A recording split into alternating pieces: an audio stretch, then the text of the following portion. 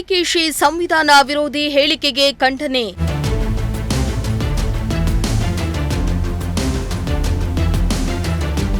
ಕೊರಟಗೆರೆಯಲ್ಲಿ BJP ಕಾರ್ಯಕರ್ತರಿಂದ ಪ್ರತಿಭಟನೆ.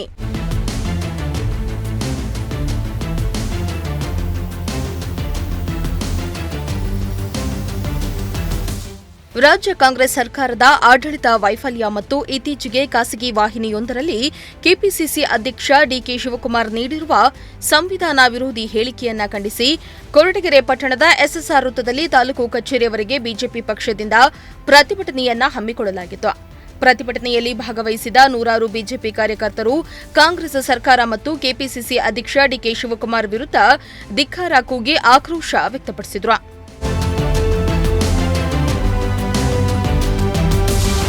ಇನ್ನು BJP ಮಂಡಲ ತಾಲೂಕು ಅಧ್ಯಕ್ಷ ರುದ್ರೇಶ್ ಮಾತನಾಡಿ, ಕಾಂಗ್ರೆಸ್ ಸರ್ಕಾರದ ಮುಖವಾಡ ಕಳಚಿ ಬಿದ್ದಿದ್ದು, ದೇಶಕ್ಕೆ ಸ್ವಾತಂತ್ರ್ಯ ಬಂದಾಗಿನಿಂದಲೂ ನೆಹರು, ರಾಹುಲ್ ಗಾಂಧಿ, ಮಲ್ಲಿಕಾರ್ಜುನ್ ಖರ್ಗೆ ನೇತೃತ್ವದ ಸರ್ಕಾರ ಚುಕ್ಕಾಣಿ ಹಿಡಿದ ದಿನದಿಂದಲೂ ಮುಸ್ಲಿಂ ಸಮುದಾಯವನ್ನ ಓಲೈಕೆ ಮಾಡೋದ್ರಲ್ಲಿಯೇ ಸೀಮಿತವಾಗಿದೆ.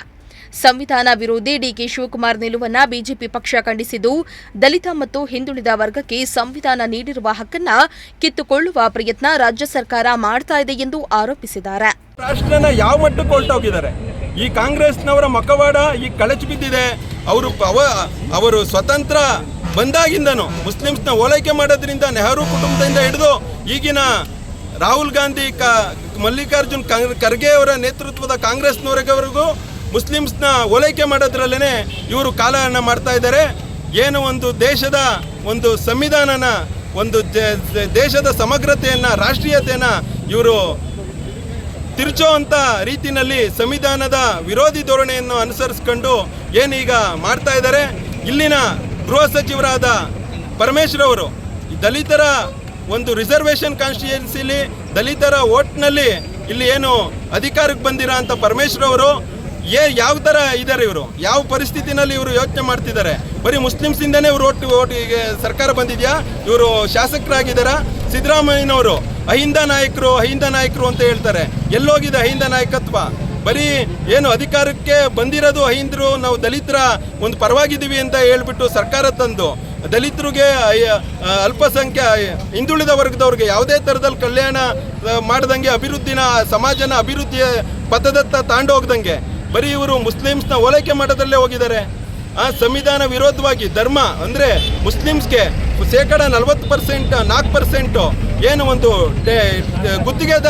ಗುತ್ತಿಗೆನಲ್ಲೂ ನಾವು ರಿಸರ್ವೇಷನ್ ಕೊಡ್ತೀವಿ ಅಂತಂದರೆ ಯಾವ ಲೆವೆಲ್ಗೆ ಹೋಗಿದೆ, ವ್ಯವಸ್ಥೆ ಎಲ್ಲಿಗೋಗಿದೆ? ಹಂಗಾರೇನು ರಿಸರ್ವೇಷನ್ ಏನು ಮುಸ್ಲಿಮ್ಸ್ಗಳು ಬಂದು ಅಲ್ಲಿ ಕಾಂಟ್ರಾಕ್ಟು ಗರಿಷ್ಠ 2 ಕೋಟಿ ತನಕ ನಾವು ಅವ್ರಿಗೆ ಮೀಸಲಾತಿ ಕೊಡ್ತೀವಿ ಅಂತ ಹೇಳ್ತಿದ್ದಾರೆ. ಹೆಂಗಾಗುತ್ತೆ? ಯಾವ ಥರ ಕೆಲಸ ಆಗುತ್ತೆ?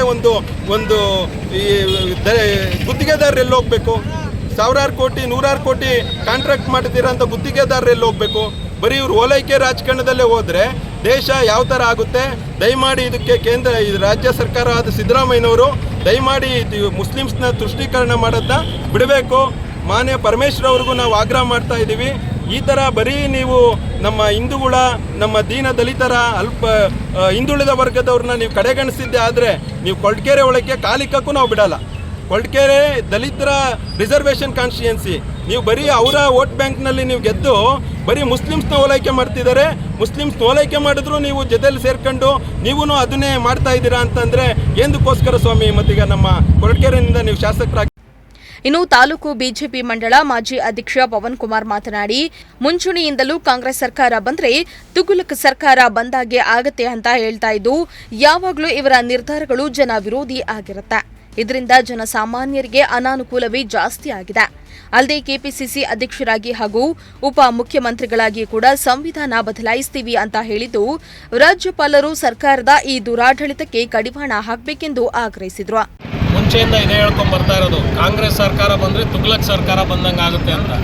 ಎಲ್ಲ ಇವ್ರ ನಿರ್ಧಾರಗಳು ಹೇಗಿರುತ್ತೆ ಅಂದರೆ ಜನವಿರೋಧಿಯಾಗಿರುತ್ತೆ. ಕಣ್ಣಿಗೆ ಸುಮ್ಮನೆ ಹಿಂಗೆ ಬೆಣ್ಣೆ ಒರೆಸ್ದಂಗೆ ಮಾಡಿ ಎಲ್ಲ ಭಾರಿ ಅನಾನುಕೂಲ ಮಾಡ್ತಿದ್ದಾರೆ ಜನಸಾಮಾನ್ಯರಿಗೆ. ನೋಡಿ, ಈಗ ನಮ್ಮ KPCC ಅಧ್ಯಕ್ಷರು ಅವರು ಒಂದು ರಾಜ್ಯದ ಅಧ್ಯಕ್ಷರಾಗಿ, ಕಾಂಗ್ರೆಸ್ ಅಧ್ಯಕ್ಷರಾಗಿ ಹಾಗೂ ಉಪಮುಖ್ಯಮಂತ್ರಿಗಳು, ಈಗ ರನ್ನಿಂಗ್ ಗೌರ್ಮೆಂಟಲ್ಲಿ ಉಪಮುಖ್ಯಮಂತ್ರಿಗಳಾಗಿ ಕೂಡ ಅವ್ರೇನು ಹೇಳ್ತಾರೆ, ಸಂವಿಧಾನ ಬದಲಾಯಿಸ್ತೀವಿ ನಾವು. ಒಟ್ನಲ್ಲಿ ಡಿಕೆಶಿ ಸಂವಿಧಾನ ವಿರೋಧಿ ಹೇಳಿಕೆ ಖಂಡಿಸಿ ಕೇವಲ ರಾಜ್ಯದಲ್ಲಿ ಮಾತ್ರವಲ್ಲ, ರಾಷ್ಟ್ರಾದ್ಯಂತ ಪ್ರತಿಭಟನೆಗಳು ನಡೀತಾ ಇದ್ದು ಕಾಂಗ್ರೆಸ್ಗೆ ಇದು ನುಂಗಲಾರದ ತುಪ್ಪವಾಗಿ ಪರಿಣಮಿಸಿದೆ.